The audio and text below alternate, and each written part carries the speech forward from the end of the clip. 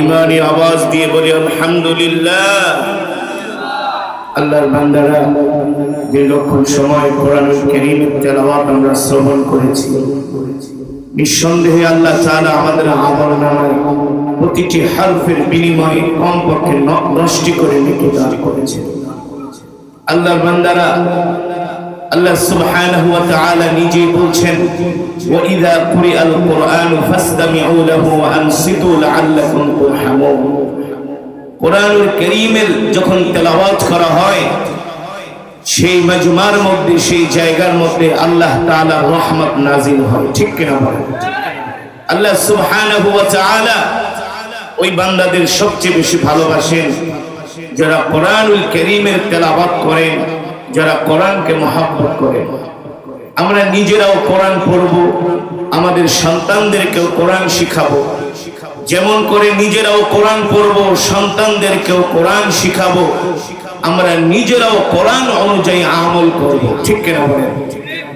আর সারা বাংলার জমিনে কোরআনের দাওয়াত, দ্বীনের দাওয়াত পৌঁছে দিতে হবে। আজকে নাস্তিক, বেঈমান, মুরতাদেরা বাংলার জমিন থেকে ইসলামকে নিশ্চিহ্ন করে দেওয়ার ষড়যন্ত্র করছে। ঠিক কিনা বলেন? আমাদেরকে ঘুমিয়ে থাকলে চলবে না। তারা ট্রান্সজেন্ডারের নামে বাংলার জমিনে যারা সেই পশ্চিমাদের সংস্কৃতি এই দেশে তারা কায়েম করতে চাচ্ছে, এই দেশে তারা ছড়িয়ে দিতে চাচ্ছে।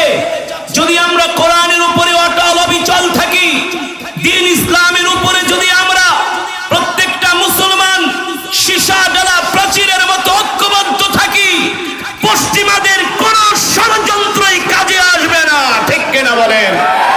তারা চায় আমার দেশের তরুণ প্রজন্মকে ধ্বংসের দিকে ঠেলে দিতে, কিন্তু তারা জানে না এই দেশ হলো হযরত শাহজালাল মুজাদ্দিদি আমাদের দেশ। ঠিক কিনা বলেন?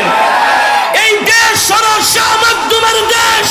তারা জানে না এই দেশ হলো আল্লামা শাহ আহমদ শফীর দেশ। এই দেশ হলো শাইখুল হাদিস আল্লামা আজিজুল হক রাহমাতুল্লাহি আলাইহির দেশ। ঠিক কিনা বলেন?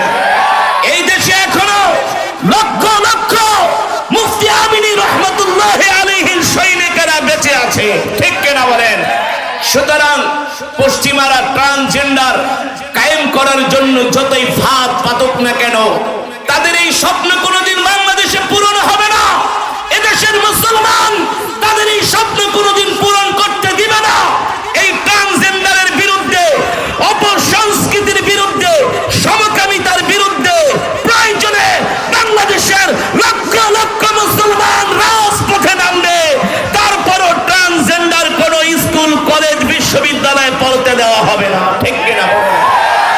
যেই কোরআন আমি আপনাদের সামনে তেলাওয়াত করলাম, এই কোরআন হলো মানবতার মুক্তির দিশারি। এই কোরআন হলো 250 কোটি মুসলমানের সংবিধান। ঠিক কিনা বলে? মানব রচিত কোন সংবিধান মুসলমানের সংবিধান হতে পারে না। মুসলমান নবীদের সংবিধান হলো গোটা 30 পারা কোরআন। ঠিক কিনা বলেন? যেই কোরআন হলো আমার আল্লাহর জবানের কালাম। বাংলাদেশে যদি কোরআনের রাজ কায়েম হয়ে যায়, সারা পৃথিবীর প্রতিটা ভূখণ্ডে যদি কোরআনের রাজ কায়েম হয়ে যায়, প্রতিটা ইঞ্চি ইঞ্চি মাটিতে যদি কালেমার পতাকা উড়ে, প্রতিটা ইঞ্চি ইঞ্চি মাটিতে যদি খেলাফত প্রতিষ্ঠা হয়ে যায়, শুধু মুসলমানরাই শান্তি পাবে না, অমুসলিমরাও শান্তি পাবে। আর কোরআনের রাজ কায়েম করতে না পারলে আমাদেরকে যতই শান্তির বাণী শোনাক না কেন, আসলে প্রকৃত শান্তি কেউ পাবে না। আর আল্লাহর কোরআনের আইন ছাড়া শান্তি আসতে পারে না। এ কথা আমাদের প্রত্যেকটা মুসলমানকে বুঝতে হবে, অনুধাবন করতে হবে। সে অনুযায়ী আমাদেরকে কোরআন অনুযায়ী চলতে হবে।